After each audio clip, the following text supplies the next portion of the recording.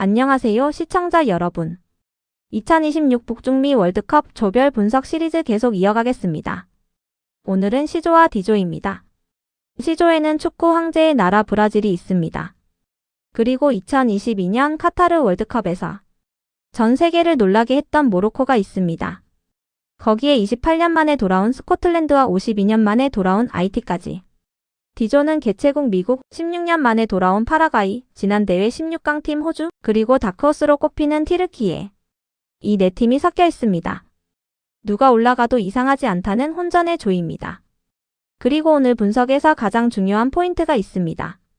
이번 48개국 체제에서는 조 3위까지 토너먼트 진출이 가능합니다. 그렇기 때문에 단순히 이기고 지는 것만이 아니라 골득실 다득점 대량 실점 방지가 굉장히 중요해졌습니다. 이 부분을 머릿속에 넣어두고 오늘 분석을 들어주세요. 지금 시작합니다. 먼저 C조입니다. C조 구성을 보면 브라질, 모로코, 스코틀랜드, 하이티입니다. 솔직히 말씀드리면 이 조는 브라질의 동무대입니다. 아니면 동무대에 가까운 조입니다.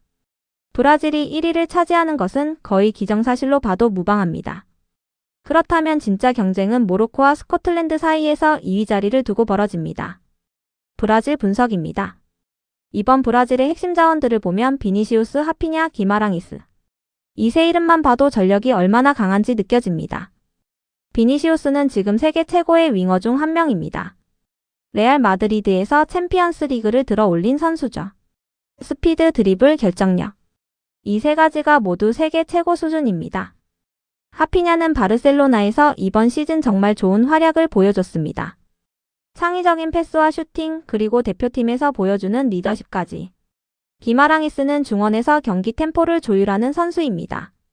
공을 잡으면 잃지 않고 동료에게 연결하는 능력이 탁월합니다. 그리고 감독이 안첼로티입니다. 안첼로티. 챔피언스 리그를 5번 우승한 감독. 레알 마드리드에서 증명한 감독. 그가 브라질 대표팀을 이끌고 있습니다. 안첼로티 체제에서 브라질은 어떤 스타일을 추구하느냐? 과거 브라질의 화려하고 예측 불가능한 삼바 축구보다는 훨씬 안정적이고 조직적인 경기 운영을 추구합니다. 여기서 일부 브라질 팬들이 재미없다는 반응을 보이기도 하지만 솔직히 결과로 보면 훨씬 안정적입니다. 브라질의 변수는 두 가지입니다. 하나는 모로코전 초반 실점입니다. 브라질이 압도적인 팀이지만 모로코가 초반에 빠른 역습으로 선제골을 넣는다면 경기가 달라집니다. 브라질 선수들이 조급해지면 실수가 나올 수 있거든요. 또 하나는 세트피스 수비 불안입니다. 코너킥이나 프리킥 상황에서 종종 불안한 모습이 보입니다. 모로코나 스코틀랜드는 세트피스가 강한 팀이기 때문에 이 부분이 변수가 됩니다. 그래도 결론은 브라질 1위입니다. 이건 거의 확실합니다. 모로코 분석입니다. 2022년 카타르 월드컵. 모로코가 4강까지 올라간 그 대회. 기억하시는 분들 많으실 겁니다. 스페인을 꺾고 포르투갈을 꺾고 프랑스에게 4강에서 패배했지만 전 세계의 아프리카 축구의 수준을 보여줬습니다. 그 핵심에 하키미가 있었습니다. PSG의 오른쪽 풀백이자 전 세계에서 가장 공격적인 풀백 중 한 명. 측면에서 올라가서 크로스를 올리고 때로는 직접 결정적인 장면을 만드는 선수입니다. 암라바트는 중원에서 볼 탈취와 수비적 역할을 맡습니다. 이 선수가 있으면 중원이 단단해집니다. 그리고 브라임 디아스. 이 선수는 사실 흥미로운 배경이 있습니다. 스페인에서 나고 자랐지만 결국 모로코를 선택했습니다. 그 선택이 모로코 팬들에게는 정말 큰 선물이 됐습니다. 모로코의 가장 큰 강점은 수비 조직과 역습의 속도입니다. 낮게 앉아서 상대의 공격을 막고 볼을 빼앗는 순간 빠르게 전방으로 전개하는 방식. 이게 카타르 월드컵에서 스페인과 포르투갈을 꺾은 방식이었습니다. 그런데 변수가 있습니다. 레그라기 감독이 카타르 월드컵 이후 감독직을 떠났습니다. 새 감독 체제에서 얼마나 전술이 완성됐느냐가 관건입니다. 카타르 월드컵의 그 단단한 수비 조직이 여전히 유지되고 있느냐. 이것이 확인되지 않은 상태입니다. 모로코가 기존의 장점을 유지하고 있다면 C조 2위는 모로코입니다. 만약 새 감독 체제에서 팀이 흔들려 있다면 스코틀랜드의 기회가 열릴 수도 있습니다. 스코틀랜드 분석입니다. 28년 만에 월드컵 본선입니다. 팬들이 얼마나 기다렸겠습니까? 28년 동안 기다려온 무대입니다. 스코틀랜드의 강점은 피지컬 압박과 세트피스입니다. 영국 스타일의 강인한 몸싸움, 공이 있는 곳에 달려드는 집요한 압박. 이 스타일이 스코틀랜드의 색깔입니다. 그리고 맥토미니가 있습니다. 나폴리에서 황골 탈퇴해서 돌아온 맥토미니. 국가대표 유니폼만 입으면 미친듯이 날아다니는 선수. 예선에서 2.53m 높이에서 바이시클 킥으로 원더골을 넣었습니다. 그 기세가 이번 본선에서도 이어지기를 기대합니다. 앤디 로버트슨도 있습니다. 마트 알바를 병행하던 무명 선수에서 리버풀의 레전드 왼쪽 풀백이 된 선수. 이제 32살이지만 국가대표에서는 여전히 좋은 모습을 보여주고 있습니다. 이번이 퍼스트 댄스이자 라스트 댄스가 될 가능성이 높습니다. 스코틀랜드의 현실적인 목표는 무엇이냐? IT를 반드시 잡고 모로코전에서 승점을 따내는 것입니다. 브라질은 너무 강하니까 그냥 경험으로 생각하고 나머지 두 경기에서 최대한 승점을 쌓아서 3위 와일드카드로 32강에 진출하는 것. 이게 가장 현실적인 시나리오입니다. 3위로 나갈 경우에도 이번 대회에서는 32강 진출이 가능합니다. 골득실과 다득점이 중요해지는 이유가 여기에 있습니다. IT 분석입니다. 52년 만에 월드컵 본선입니다.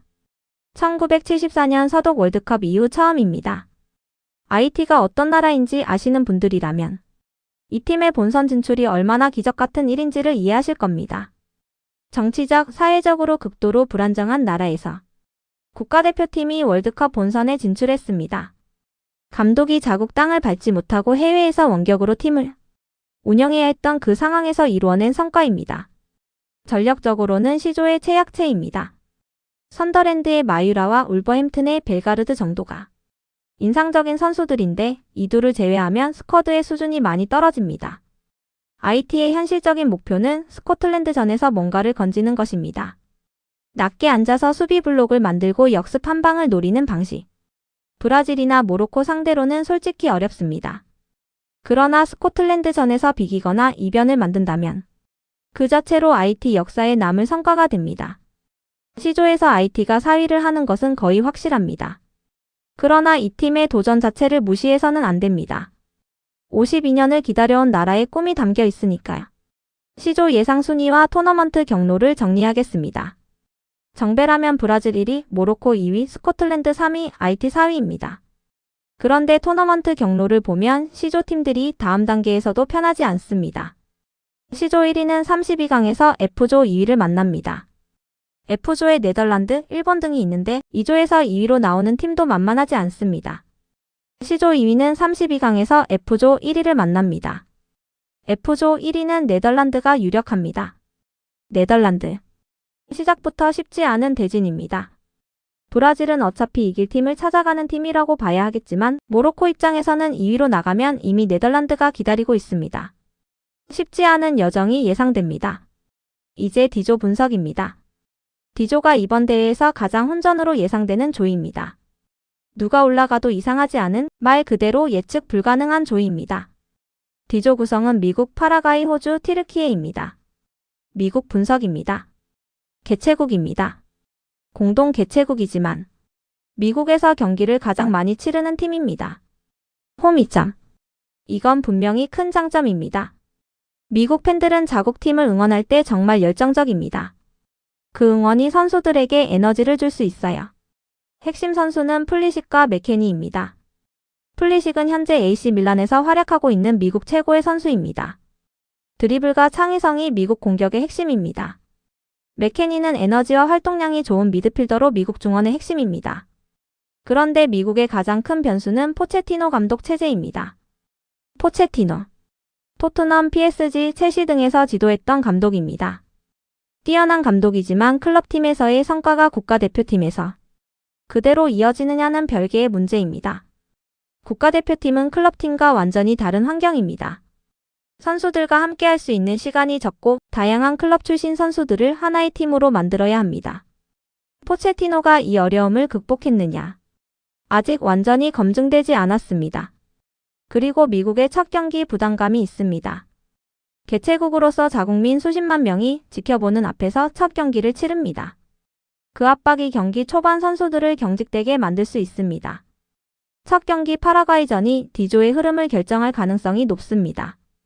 이 경기에서 이기면 미국이 순조롭게 흘러가고 지거나 비기면 D조가 완전히 혼전으로 빠집니다. 파라과이 분석입니다. 16년 만에 월드컵 본선입니다. 파라과이가 어떤 팀이냐? 한마디로 표현하면 이진법 축구입니다. 0대0 아니면 1대0. 실점을 최소화하고 단 한 골로 경기를 가져가는 스타일. 알파로 감독의 전술이 그렇습니다. 끈질기고 단단한 수비 조직을 바탕으로 상대의 공격을 막아내고 기회가 오면 한 방을 노리는 방식. 화려하지 않습니다. 재미도 별로 없을 수 있습니다. 그러나 결과를 만들어내는 데는 효과적입니다. 파라과이가 이 스타일로 실점을 최소화하면서 조별리그를 버텨낸다면 3위 와일드카드를 노릴 수 있습니다. 특히 미국전에서 첫 경기 부담을 받고 있는 미국을 상대로 파라과이가 단단하게 버티면서 역습 한 방을 노린다면 충분히 승점을 딸 수 있는 경기가 됩니다. 호주 분석입니다. 지난 카타르 월드컵 16강 팀입니다. 그 대회에서 덴마크를 꺾고 16강까지 올라갔습니다. 그 성과가 있었기 때문에 이번 대회에서도 일정 수준의 기대가 있습니다. 호주의 강점은 수비 블록과 세트피스입니다. 수비를 낮게 내리고 공간을 막아내는 능력이 있습니다. 그리고 코너킥이나 프리킥 상황에서 장신 선수들이 올라와 제공권을 다투는 장면이 효과적입니다. 그런데 호주의 약점이 있습니다. 경기를 주도해야 하는 상황에서의 날카로움이 부족합니다. 상대가 낮게 앉아서 기다릴 때 어떻게 그 벽을 뚫느냐가 문제가 됩니다. 그리고 뒷공간 관리가 변수입니다. 빠른 선수들을 상대했을 때 뒷공간을 내주는 경향이 있습니다. 티르키예 같은 팀과 경기할 때 이 약점이 드러날 수 있습니다. 티르키예의 빠른 선수들이 뒷공간으로 달려드는 상황에서 호주 수비가 얼마나 버텨줄 수 있느냐. 마이너스. 티르키예 분석입니다. 2조에서 개인적으로 가장 흥미롭게 보는 팀입니다. 차라놀루 귤러 일디즈. 이 세 이름을 보면 티르키예 공격의 색깔이 느껴집니다. 차라놀루는 인테르 밀란에서 핵심 미드필더로 활약하는 선수입니다. 경기를 읽는 능력과 패스의 정확성이 탁월합니다. 귤러는 레알 마드리드 소속의 젊은 공격형 미드필더입니다. 이번 시즌 두각을 나타내기 시작한 선수로 창의성과 기술이 뛰어납니다. 일디즈는 유벤투스에서 성장하고 있는 선수로 드리블과 슈팅 능력이 인상적입니다. 이 세 선수가 중심이 된 티르키예 공격은 D조에서 가장 창의적이고 기술적입니다. 빠른 공수 전환과 개인 기술을 조합하면 어떤 팀도 위협할 수 있습니다. 티르키예가 다크호스가 아닌 이유가 없습니다. 어떤 분들은 D조 1위도 가능하다고 봅니다. 물론 우려도 있습니다. 수비 전환이 느려지면 고전할 수 있습니다. 공격에서 에너지를 쏟고 나서 수비로 돌아오는 속도가 느리면 역습에 취약해집니다. 그러나 공격 재능만 놓고 보면 D조에서 가장 위협적인 팀이 티르키예라고 생각합니다. D조 예상 순위를 정리해 보겠습니다. 미국 1위를 많이 예상하는 언론이 있습니다. 개최국 이점과 상대적으로 좋은 전력이 이유죠. 그러나 저는 다르게 봅니다. 2조가 진짜 혼전이기 때문입니다. 티르키예 1위, 미국 2위, 파라과이 3위, 호주 4위. 이게 하나의 시나리오입니다. 그러나 솔직히 누가 올라가도 이상하지 않습니다. 파라과이가 이진법 축구로 실점을 줄이면서 버틴다면 3위 와일드카드를 충분히 노릴 수 있습니다. 호주가 세트피스에서 연속으로 골을 넣는다면 경우의 수가 달라집니다. 미국이 첫 경기부터 흔들리면 완전히 혼전이 됩니다. D조는 끝날 때까지 모릅니다. D조의 토너먼트 경로가 정말 험난합니다. D조 1위로 나가도 32강 이후 벨기에, 아르헨티나, 스페인, 포르투갈 같은 우승 후보국 팀들을 마주할 확률이 높습니다. 이게 무엇을 의미하냐? D조에서 1위를 차지해도 그 다음 단계가 지옥이라는 겁니다. 조별리그에서 에너지를 다 써서 1위로 올라왔더니 32강에서 아르헨티나를 만나는 상황. 이런 대진운이 D조 팀들을 기다리고 있을 수 있습니다. 그래서 D조 팀들에게는 조별리그에서 체력 관리와 부상 방지가 더욱 중요합니다. 32강까지 살아남는 것이 목표가 아니라 그 이상을 보려면 조별리그에서 너무 소진되면 안 됩니다. C조와 D조를 종합해서 마무리하겠습니다. C조는 브라질의 독주가 예상되고 2위 자리를 두고 모로코와 스코틀랜드가 경쟁합니다. 스코틀랜드가 3위 와일드카드를 노리는 것도 충분히 가능한 시나리오입니다. D조는 진짜 혼전입니다. 튀르키예의 다크호스 가능성에 주목하면서 미국이 첫 경기에서 어떤 모습을 보여주느냐가 조 전체의 흐름을 결정할 것입니다. 두 조 모두에서 중요한 공통점이 있습니다. 골득실과 다득점입니다. 3위까지 32강에 올라갈 수 있는 이번 대회 구조에서 골득실과 다득점이 생존을 결정지을 수 있습니다. 이기는 것만큼이나 몇 대 몇으로 이기느냐가 중요합니다. 두 조 모두 흥미로운 경기들이 가득합니다. 브라질의 안첼로티 첫 월드컵, 튀르키예의 다크호스 도전, 스코틀랜드의 28년 만의 귀환, IT의 52년 만의 기적. 이 모든 이야기들이 이번 월드컵을 더욱 풍성하게 만들어줄 겁니다. C조와 D조 경기들도 놓치지 말고 챙겨보세요. 오늘 영상은 여기까지입니다. 구독과 좋아요, 알림 설정 꼭 부탁드립니다. 조별 분석 시리즈 계속 이어가겠습니다. 다음에 뵙겠습니다. 감사합니다.